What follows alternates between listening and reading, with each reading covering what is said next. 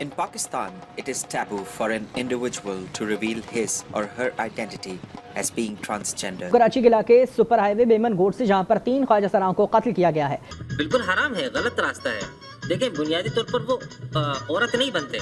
पाकिस्तान जैसा मुआशरा जहाँ पर हर वक्त सियासत डिस्कस होती है और हाइपर पोलिटिसाइज्ड इन्वायरमेंट है, जहाँ पर गली के चौराहे से लेकर टेलीविज़न की स्क्रीन और मोबाइल फ़ोन की डिजिटल स्पेस तक हर किसी को सिर्फ एक ही बात करनी है और वो है मेन स्ट्रीम की पॉलिटिक्स और 2-4 पार्टियां। इसमें रहने के बावजूद हमने पिछले 6-7 सालों में ये कोशिश की कि इस मुल्क में जिसके साथ भी जुल्म और ज़्यादती हो रही है, चाहे वो कोई एथनिक कम्युनिटी है, कोई कौमियत है, कोई खित्ता है पाकिस्तान का जहाँ की रिपोर्टिंग टेलीविज़न पर या मेन स्ट्रीम पर नहीं होती, उसकी बात करें, या फिर वो सिनफ़ी इम्तियाज़ या फिर जेंडर डिस्क्रिमिनेशन है, ख़वातीन के ख़िलाफ़ वायलेंस की बात है, या फिर वो किसी कौमियत के अलावा किसी मजहबी अक़लियत से मुतल्लिक है, क्रिश्चियन कम्युनिटी से मुतल्लिक है, हिंदू कम्युनिटी से मुतल्लिक है, दीगर कम्युनिटीज़ जो कि इस मुल्क में मज़ालिम फ़ेस करती आई हैं उनसे मुतल्लिक है, तो हमने उस पर बात की।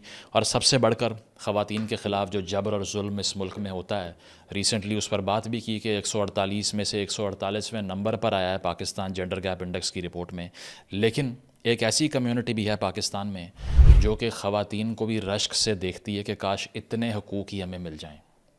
एक ऐसी कम्युनिटी भी है जो सड़क पर जिसका फ़र्द जब चलता है तो तमस्खर उड़ाना, आवाज़ें कसना या ताने मारना या उसको सिर्फ सब्जेक्ट ऑफ ह्यूमर के तौर पे ट्रीट करने के अलावा कोई देखता नहीं है। एक ऐसी कम्युनिटी भी है इस मुल्क में जिसको सिर्फ ज़ाती महफ़िल और बैठकों में नचाने के लिए इस्तेमाल किया जाता है और उनको एक इल्लेजिटिमेट काम पर लगाया जाता है पहले रोज़ से। एक ऐसी कम्युनिटी भी है जो कि वायलेंस का शिकार हो जाती है, जिनके बाल काट दिए जाते हैं, जिन पर तशद्दुद किया जाता है और ना कोई ख़बर चलती है, ना FIR रजिस्टर होती है, ना उनको इंसान समझा जाता है, ना उनको किसी स्कूल में कबूल किया जाता है, ना किसी अस्पताल में, ना किसी अदालत में, और ना ही किसी सरकारी या निजी दफ्तर के अंदर। और मैं बात कर रहा हूँ ख्वाजा सिरा कम्युनिटी की, ट्रांसजेंडर कम्युनिटी की, जिसके बारे में बात करते हुए बहुत से लोग नदामत और शर्म का शिकार हो जाते हैं और कहते हैं कि छोड़ो, ये किस तरह की इंडिसेंट गुफ्तगू है। तो आज हमने सोचा कि इस मौजू पर बहुत से उन लोगों को बताएं कि ये लोग क्या फ़ेस करते हैं, इनकी दर्द क्या है, ये किस कर्ब से गुज़रते हैं इस मुल्क के अंदर, और आपको कितनी इंसानियत चाहिए इनको इंसान समझने से पहले, और इनके साथ हो क्या रहा है। तारीख़ी एतबार से हमेशा से इनका ये हाल नहीं था रहा। ख्वाजा सिरा कम्युनिटी का एक मुकाम भी था मुग़ल एरा के अंदर और इनको कोर्ट ऑफिशल्स के तौर पे एम्प्लॉय किया जाता रहा है। मिलिट्री कमांडर ख्वाजा सिरा रह चुके हैं उस दौर के अंदर, और इसके अलावा जो शाही हरम, रॉयल हरम हुआ करता था, उसके गार्डियंस के तौर पे नौकरी भी कर चुके हैं। लेकिन आज के दौर में पाकिस्तान में सबसे बड़ा इल्ज़ाम जो इस कम्युनिटी के अफराद पे लगता है वो यही है कि ये वो फहाशी फैला रहे हैं जो गोरा चाहता है। जाहिलों को ये नहीं मालूम कि सबसे पहले इन पर फोश होने का इल्ज़ाम ही गोरे ने लगाया था। यानी कि विक्टोरियन मॉरल आइडियल्स, यानी कि बरतानवी हुकूमत, जब बरतानवी राज की हुकूमत हिंदुस्तान में बनी तो जो इखलाकियात के लेक्चर गोरे हमें दिया करते थे, उसमें से एक लेक्चर ये था कि ख्वाजा सिरा जितने भी हैं ना, ये सारे इमोरल हैं, क्रिमिनल हैं, और इनका काम तो सिर्फ़ और सिर्फ 2 नंबरी करना, चोरी चकारी करना और मुआशरे में फाशी और बेरारवी फैलाना है। ये नहीं उन्होंने सोचा कि इनकी वेलबींग के लिए क्या हो सकता है, इनको ट्रेन भी कर सकते हैं, एजुकेट भी कर सकते हैं, एम्प्लॉय भी कर सकते हैं। उन्होंने कहा कि ये डिविएंट किस्म के लोग हैं और इनको ज़रा मुआशरे से अलग थलग रखना चाहिए। और ये मैं सिर्फ हवा की बात नहीं कर रहा। क्रिमिनल ट्राइब्स एक्ट ऑफ 1871, 1871 का क्रिमिनल ट्राइब्स एक्ट एक ऐसा कानून जिसने ये कहा कि कुछ ऐसी कम्युनिटीज़ हैं जो पूरी की पूरी ही चोर और 2 नंबर हैं, जिनका काम ही सिर्फ इल्लेजिटिमेट काम करना है। इस कानून के तहत इनक्स कहा गया इनको, ठीक है, ख्वाजा सिराज को, जो कि एक स्लैंग के तौर पे इस्तेमाल होता है, और कहा गया कि ये ख्वाजा सिराज जो कम्युनिटी है ये इनहेरेंटली क्रिमिनल है, यानी कि ये तो सिर्फ मुजरिमान पर मुश्तमिल है और ये जिधर भी मौजूद हो इनकी रजिस्ट्रेशन करो, इनकी मॉनिटरिंग होनी चाहिए, ये कहीं मूव करें तो उसको भी डॉक्यूमेंट किया जाए। इस कानून के तहत ख्वाजा सिराज को बच्चे अडॉप्ट करने से भी रोक दिया, जायदाद के इंतकाल से भी रोक दिया, ट्रांसफ़र ऑफ प्रॉपर्टी से रोक दिया। इसके अलावा जो वसीयत लिखते हैं उससे तक रोक दिया इनको, यानी कि मुआशरे से आइसोलेट करने का आगाज़ गोरे ने किया। 1947 के बाद से हमने इसको आगे बढ़ा दिया और हमारा तो हशर ये है کہ سپریم کورٹ کا doctor Muhammad Aslam Khaki versus S S P Rawalpindi جو کیس ہے 2009 سے 12 کا، 2012 میں پہلی دفعہ جوڈیشل ریکگنیشن ملی کہ خواجہ سراوی پاکستان میں رہتے ہیں 2012 میں، اور اس میں بھی یہ کہا گیا کہ یہ جینڈر ڈس آرڈر ہے جس کا یہ شکار ہو چکے ہیں، اور یہ ڈسیبلٹی ہے خواجہ سرا ہونا، ٹھیک ہے۔ عدالت نے یہ کہا 2016 میں لاہور ہائی کورٹ نے پہلی مرتبہ اپنی اپروچ چینج کرتے ہوئے یہ کہا کہ نہیں، یہ بھی ایک آئیڈینٹی ہے، یہ بھی ایک الگ کیٹیگری ہے۔ تو ہمیں 1947 سے 2016 تک تقریباً 60 سال لگ گئے خواجہ سراج کو انسان کہنے میں، ٹھیک ہے۔ اور یہ وہ روایت ہے جو گورا یہاں ڈال کر گیا تھا، اور اس کے علاوہ اگر اس کمیونٹی کے ساتھ جو ہو رہا ہے اس کے کچھ میں حقائق آپ سے شیئر کروں تو شاید تھوڑی سی ندامت ہو کہ اس معاشرے میں نہ ہم خاتون کو چھوڑتے ہیں، نہ بچوں کو چھوڑتے ہیں، نہ ہم مذہبی اقلیتوں کو چھوڑتے ہیں، اس کے علاوہ نہ ہم ایتھنک مائنورٹیز کو چھوڑتے ہیں، اور جو بھی اکثریت میں آتا ہے وہ ہتھوڑا اٹھا کے کچل دیتا ہے ہر اس انسان کو جو کہ اقلیت کا شکار ہو جائے، کمزور رہ جائے، ٹھیک ہے۔ اسٹیٹ آف نیچر ایگزسٹ کرتی ہے یہاں پہ۔ سب سے پہلے تو ان کے نمبر کے اوپر ہی ڈسپیوٹ ہے، جس طرح کہ پاکستان کے اندر جعلی مردم شماریاں ہوتی ہیں، جس میں کراچی پتہ نہیں کتنے سالوں سے 2 کروڑ سے اوپر ہی نہیں جا رہا، 1.5-2 کروڑ سے۔ اس کے لحاظ سے 2017 کا پہلا سینسس تھا، پہلی مردم شماری تھی جن میں خواجہ سراج کا نمبر کاؤنٹ کیا گیا، اور بتایا کتنا 21,000، جبکہ جتنی انڈیپینڈنٹ این جی اوز ہیں وہ ایسٹیمیٹ کرتی ہے کہ پاکستان میں 500,000 سے زائد خواجہ سراج ہیں، اور نمبر اسی لیے کم دکھائی دیتا ہے کہ بہت سے لوگ شرم محسوس کرتے ہیں اپنے آپ کو اس کمیونٹی کا حصہ کہتے ہوئے، اسی لیے وہ رجسٹر نہیں کرتے مردم شماری کے اندر۔ تو اگر ہم اسیوم کر لینا لوزلی تو 5 سے 10 لاکھ کے درمیان افراد کی ایک کمیونٹی کی بات ہو رہی ہے، جو چھوٹا نمبر نہیں ہے، صحیح ہے۔ تو اس طرح سے اب یہ فیس کیا کرتے ہیں؟ سب سے پہلے وربل اور فزیکل ابیوز۔ کوئی ایسا شاید ہی انڈیویجول ہو خواجہ سرا کمیونٹی کا جس کو گالیاں نہ دی گئی ہوں، ابیوز نہ کیا گیا ہو، تشدد نہ کیا گیا ہو، اسالٹ نہ کیا گیا ہو۔ اور یہ حقائق یہ کہتے ہیں کہ ایک تو اوورال کمیونٹی کی حالت یہ ہے کہ صرف 20% لٹریٹ ہیں، یعنی کہ پڑھنا لکھنا صرف 20% لوگ جانتے ہیں اس کمیونٹی کے اندر۔ اس کے علاوہ کہیں بھی نوکری کے لیے چلے جائیں تو کسی کا بھی دل نہیں کرتا کہ ان کو نوکری دے دیں، کیونکہ پورے دفتر میں تمسخر اڑے گا کہ یہ کس کو رکھ لیا نوکری کے اوپر، ٹھیک ہے۔ گھروں میں جو فیس کرتے ہیں اس پہ بعد میں آتا ہوں، پہلے فیکٹ شیئر کر لوں آپ سے۔ ان ایمپلائمنٹ کی ریشو کی اگر بات کریں 2021 میں 94% خواجہ سراج کے پاس نوکری نہیں تھی، 94% ور جاب لیس۔ 2023 میں 80% کے پاس نوکری نہیں ہے، یعنی کہ اس وقت بھی 70 سے 80% کے درمیان خواجہ سراج کے پاس نوکری نہیں ہوتی۔ اس کے علاوہ ایوریج اگر ٹرانس پرسن کی ارننگ دیکھیں تو 8,000 روپیہ پر مہینہ ان کی ارننگ ہے جناب۔ 38% ان میں سے ریلائی کرتے ہیں سیکس ورک کے اوپر۔ اب یہ 38% کے ساتھ جو انگیج کر رہے ہیں وہ مرد نہیں ہیں کیا؟ میرا آپ سے سوال ہے۔ لیکن جا کر پوچھیں ان مردوں سے، وہ سب سے پہلی گالی ہی کسی مرد کو اگر دینی ہونا تو ان کا نام استعمال کرتے ہیں کہ تم تو کوٹ ان کوٹ ہیجڑے ہو۔ تو ایک طرف اس کو گالی بنا کے پیش کرنا اور دوسری طرف اس طرح کی حرکات کرنا، ٹھیک ہے، یہ ڈیٹا کہہ رہا ہے۔ 27% جو ارننگ اپنی کرتے ہیں وہ ڈانسنگ سے کرتے ہیں، یعنی کہ ناچ گانے کے کام سے۔ 18% بھیک مانگتے ہیں سڑکوں پر۔ آپ نے دیکھا ہوگا کہ چوک چوراہوں میں سگنلز کے اوپر کھڑے ہو کے آدھی رات تک بھیک مانگنی پڑتی ہے۔ ہر گاڑی والا آ کے گالیاں دیتا ہے، بدتمیزی کرتا ہے، مذاق اڑاتا ہے۔ بچے تک ان کو ایک کلاؤن کے طور پر لیتے ہیں، جوکر سے بڑھ کے کچھ نہیں سمجھتے۔ اس کے علاوہ یہ پوری کمیونٹی ہائی رسک پر ہے HIV کے، STDs کے اور اسالٹ کے، جو کہ ان کے ساتھ ریپیٹڈلی ہوتی رہتی ہے۔ بچے جو ہوتے ہیں جب ایک گھر میں پیدا ہوتے ہیں اور وہ ہیٹروسیکشول نارمز کو کنفرم نہیں کرتے، یعنی کہ نہ مردانہ خصوصیات دکھا رہے ہوتے ہیں نہ زنانہ خصوصیات دکھا رہے ہوتے ہیں، تو سب سے پہلے دشمن جو آپ کے بنتے ہیں وہ وہی والدین ہوتے ہیں جنہوں نے آپ کو پیدا کیا ہوتا ہے۔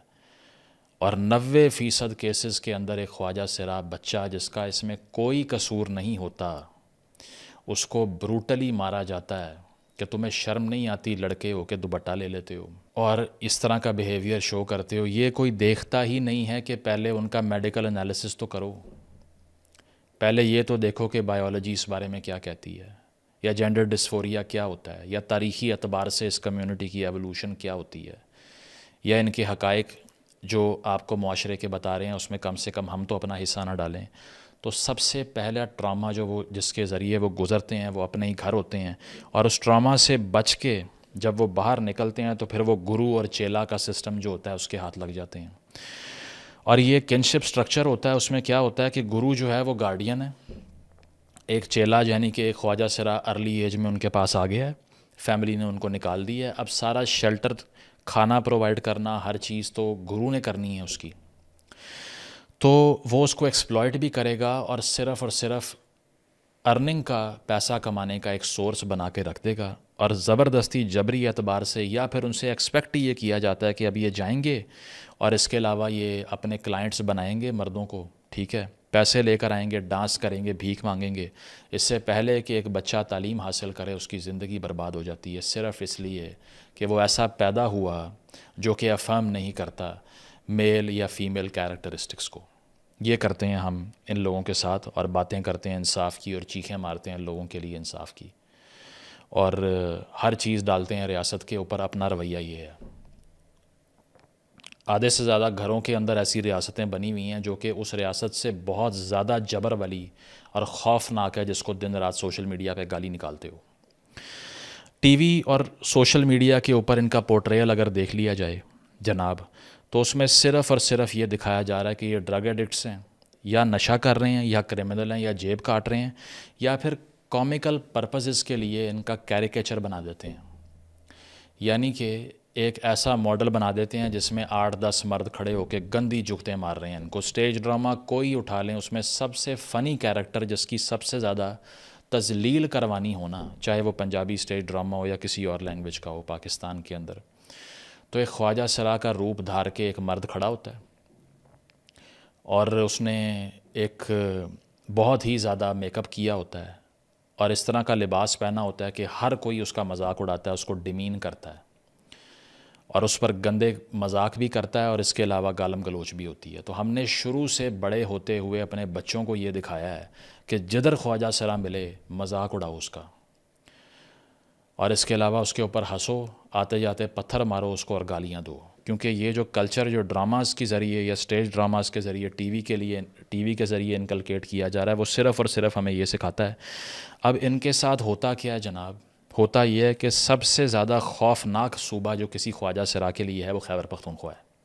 اور یہ میں نہیں کہہ رہا, یہ دوبارہ اسٹیٹسٹکس کہہ رہے ہیں.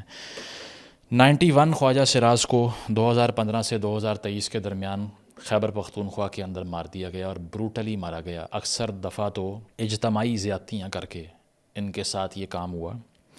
2000 کیسز آف وائلنس 8 سالوں میں رپورٹ ہوتے ہیں ان کے اگینسٹ, جس میں کنوکشن ریٹ پھر وہی 2-3% نکلے گا. ماشاءاللہ جو آپ پتھر اٹھائیں گے نا, نیچے سے عدلیہ کا گند نکل آئے گا اس ملک کے اندر, اور پولیس کی انکمپیٹنس نکل آئے گی. سارا راٹ ہی اس ملک کا صرف یہ ہے, ٹھیک ہے, چاہے وہ سیاسی سماجی کوئی بھی ہو. ڈیتھ ٹریپ کہتے ہیں پختونخوا کو کسی خواجہ سرا کے لیے. 2019 میں بھی ہم نے دیکھا کہ 1000 روپے کا چینج نہ ملنے پہ خواجہ سرا کو تشدد کر کے مار دیا.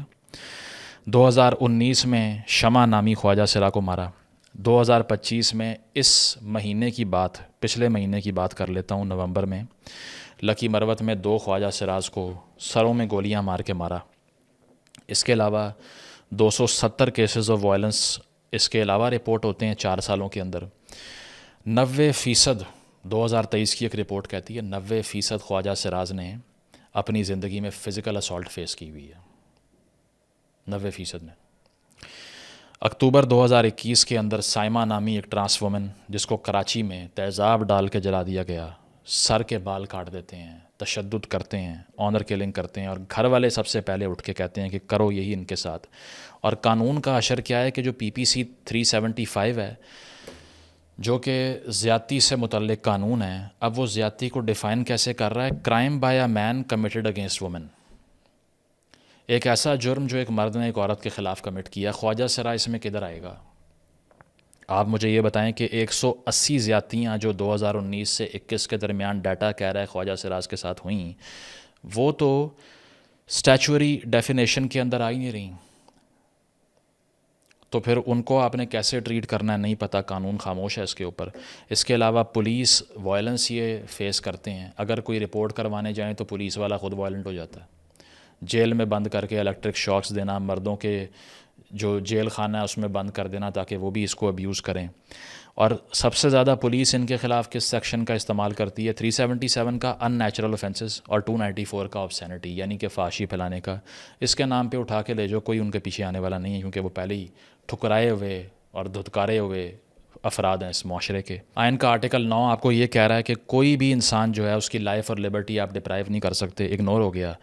یہ بھی کہا جاتا ہے کہ جو 2018 کا قانون تھا جو پاس ہوا پاکستان میں، پاکستان ٹرانسجنڈر پرسنز ایکٹ کے نام سے، جس کو بعد میں فیڈرل شریعت کورٹ نے بڑا عام فیصلہ کرتے ہوئے تبدیلیاں کروا لیں، اس میں خطرہ فیل ہو گیا ان کو. تو اس کے تحت بھی خواجہ سراج کو اس کا سیکشن 17 کہتا ہے کہ نہ آپ زبردستی ان سے بھیک منگوا سکتے ہیں. جس نے بھیک منگوائی اس کو 6 مہینے سال کی سزا ہوگی. کسی کو سزا ملی نہیں ملی.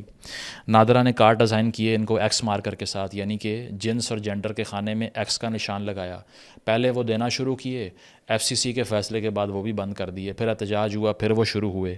لیکن وہاں بھی جب والد کے خانے میں کچھ لکھنا ہو تو چونکہ والدین تو ویسے ہی دھتکار دیتے ہیں ان کو، تو پھر کسی کا بھی رینڈم نام یہ لکھ دیتے ہیں، جس کے بعد تذلیل ہوتی ہے مزید کہ یہ جناب کون ہے جو ID کارڈ پہ آپ نے نام لکھوا لی ہے.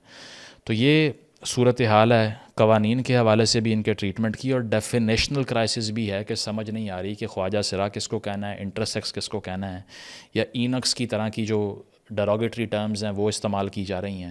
اب لوزلی میں آئیڈینٹی پالیٹکس کی بحث میں پڑھنے نہیں آیا. یہ وہ ملک ہے جہاں جینڈر پرناؤنس کی تو ہم بات بعد میں کریں گے، پہلے ان کی زندگی تو بچا لیں ہم.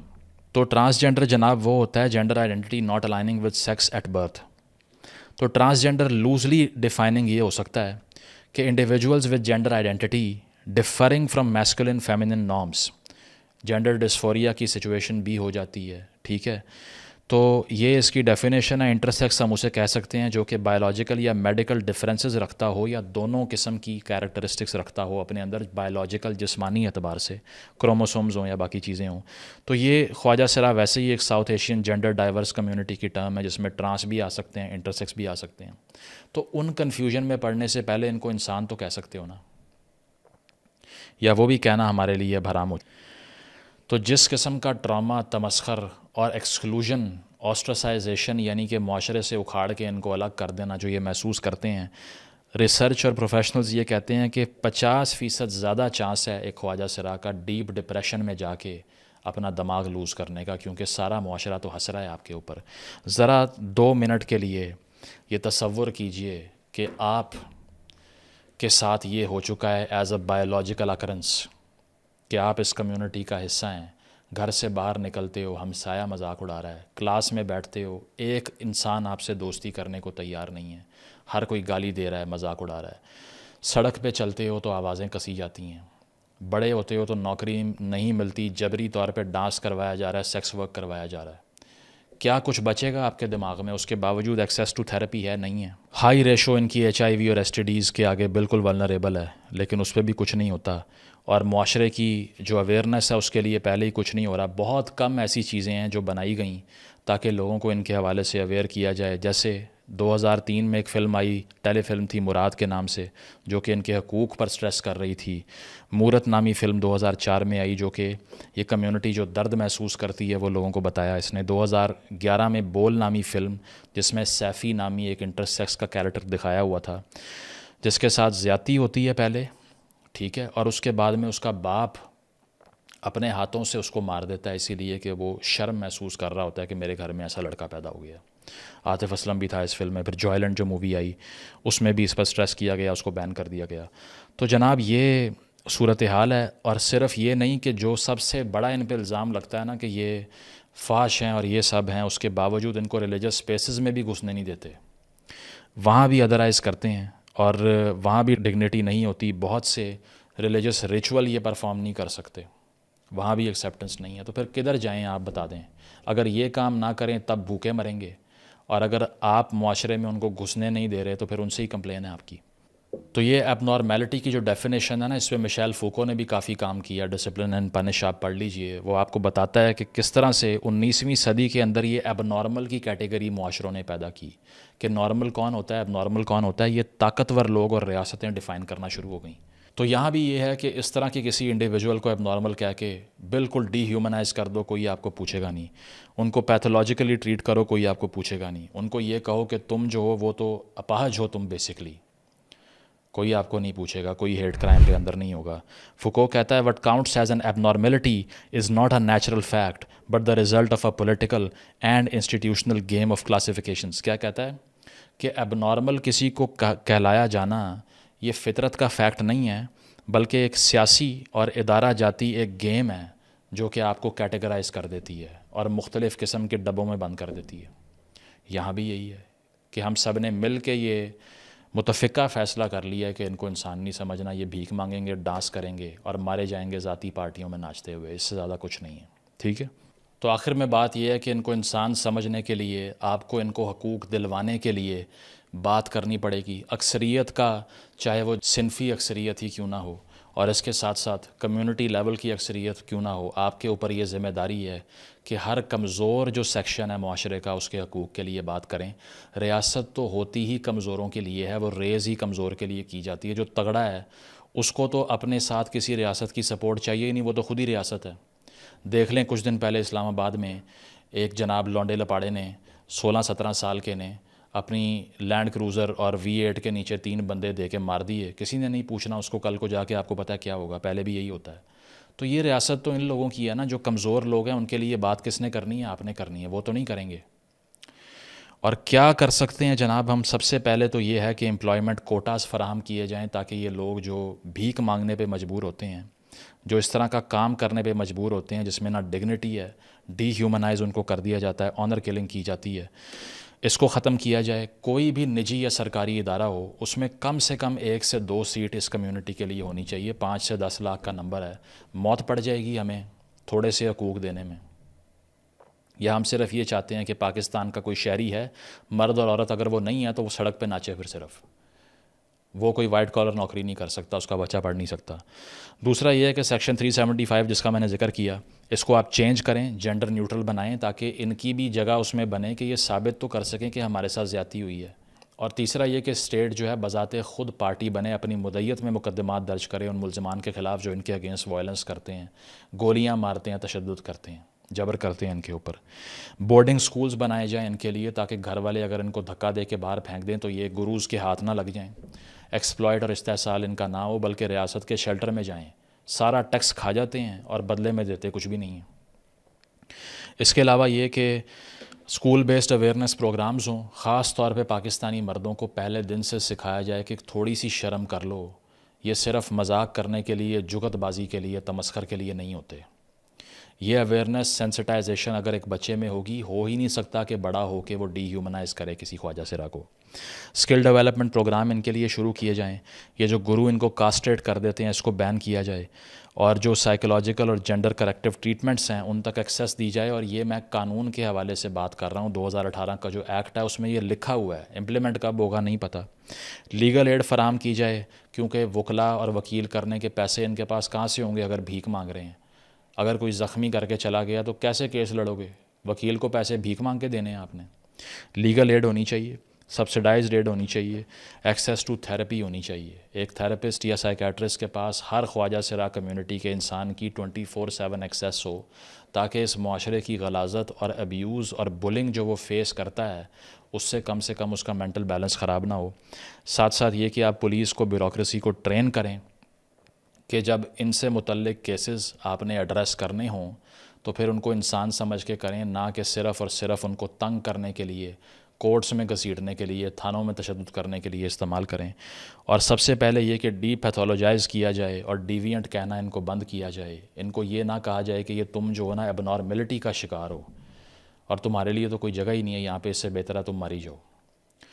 تو اگر گھر والے ایکسیپٹ نہیں بھی کر رہے ابھی، جو کہ ایک لمبی سٹرگل ہے ان کے دماغ زہر سے صاف کرنے میں، جو کہ یہاں پر سب سے بڑی میں سمجھتا ہوں کہ اپریسو انسٹیٹیوشن فیملی ہے اس ملک میں. کوئی اسٹیٹ، کوئی اسٹیبلشمنٹ، کوئی فوج، وہ ساری بعد میں آتی ہیں.